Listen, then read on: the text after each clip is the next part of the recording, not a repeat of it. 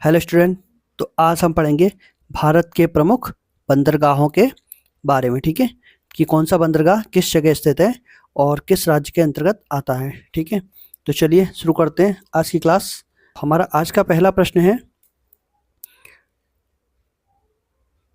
भारत का सबसे बड़ा बंदरगाह कौन सा है। ऑप्शन ए मुंबई बंदरगाह, ऑप्शन बी कोलकाता बंदरगाह, या ऑप्शन सी चेन्नई बंदरगाह, या ऑप्शन डी कांडला बंदरगाह। तो इसका सही आंसर है ऑप्शन ए मुंबई बंदरगाह। तो इसका सही आंसर क्या है, भारत का सबसे बड़ा बंदरगाह कौन सा है, मुंबई बंदरगाह। चलिए अगला प्रश्न देखते हैं। अगला प्रश्न है, कांडला बंदरगाह किस राज्य में स्थित है। Option A Maharashtra, option B Gujarat, या ऑप्शन सी तमिलनाडु, या ऑप्शन डी आंध्र प्रदेश। तो इसका सही आंसर है ऑप्शन बी गुजरात। कांडला बंदरगाह किस राज्य में स्थित है, गुजरात के अंतर्गत कांडला बंदरगाह स्थित है। चलिए अगला प्रश्न देखते हैं। अगला प्रश्न है, भारत का सबसे पुराना कृत्रिम बंदरगाह कौन सा है। कृत्रिम मतलब आर्टिफिशियल यानी बनावटी, ये प्राकृतिक नहीं है, बनाया गया है। ठीक है, तो सबसे पुराना कृत्रिम बंदरगाह कौन सा है।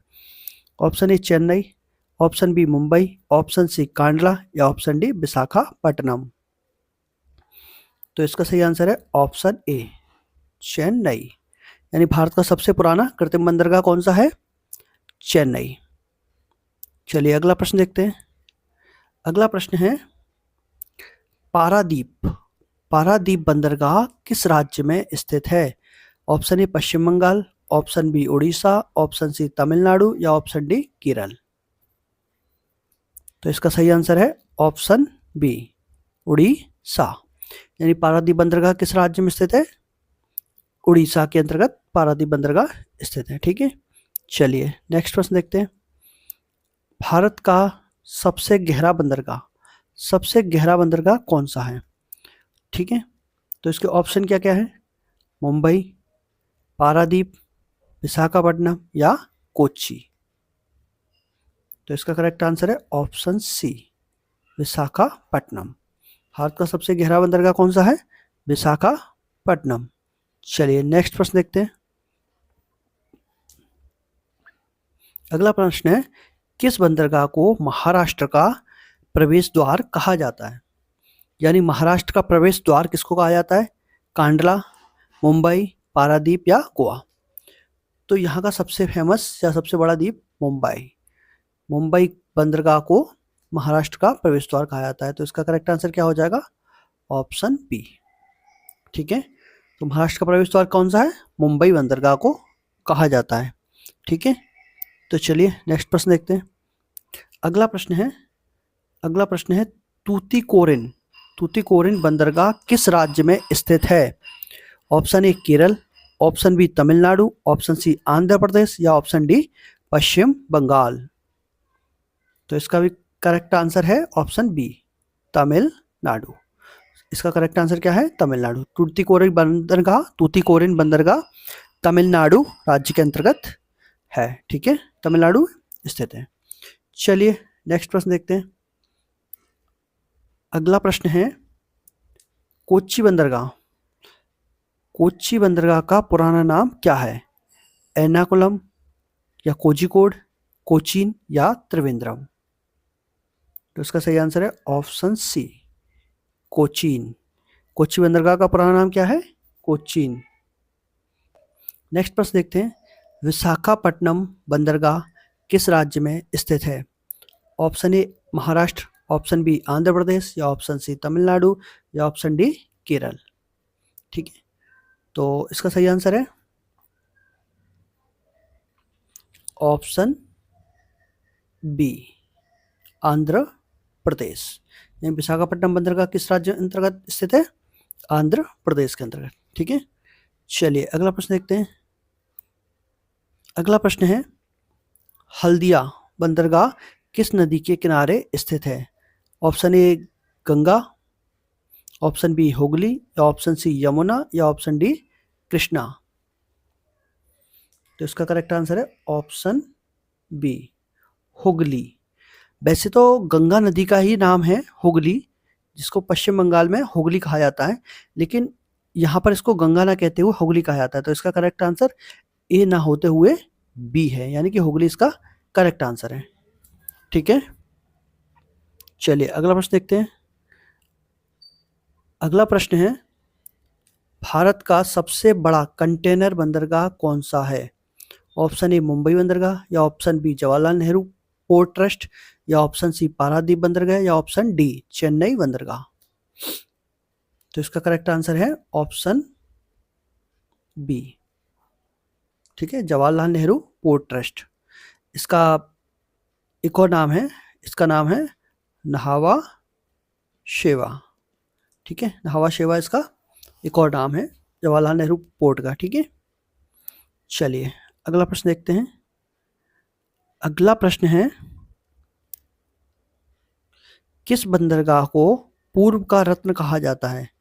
Option A Chennai, option B Visakhapatnam, option C Kolkata, या ऑप्शन डी कोच्चि। तो इसका सही आंसर है ऑप्शन बी विशाखापट्टनम, यानी बंदरगाह विशाखापट्टनम को पूर्व का रत्न भी कहा जाता है। चलिए अगला प्रश्न देखते हैं।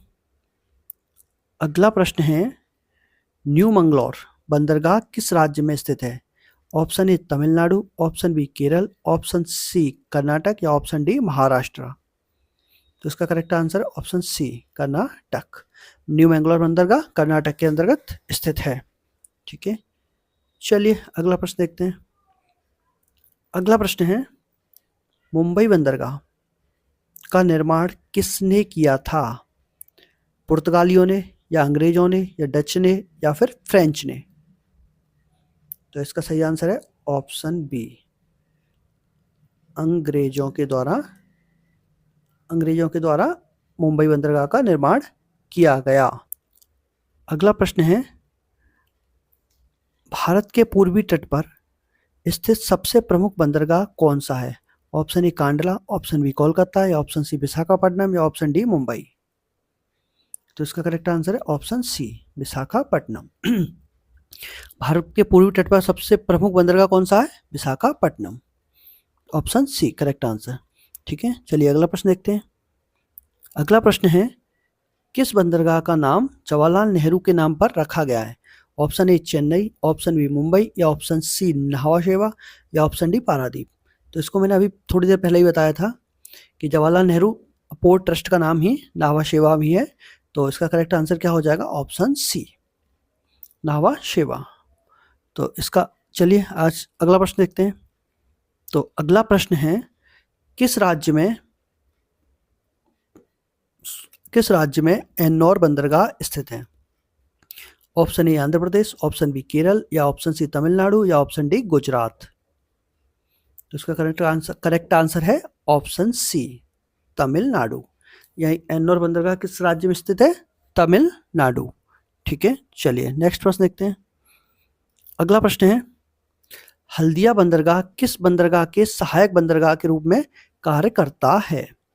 तो ऑप्शन चेन्नई, कोच्चि, कोलकाता, या पारादीप।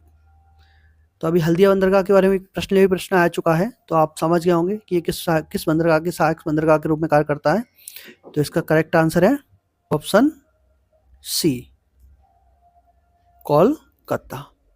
ठीक है, ऑप्शन सी कोलकाता इसका करेक्ट आंसर है। ठीक है, चलिए अगला प्रश्न देखते हैं। अगला प्रश्न है,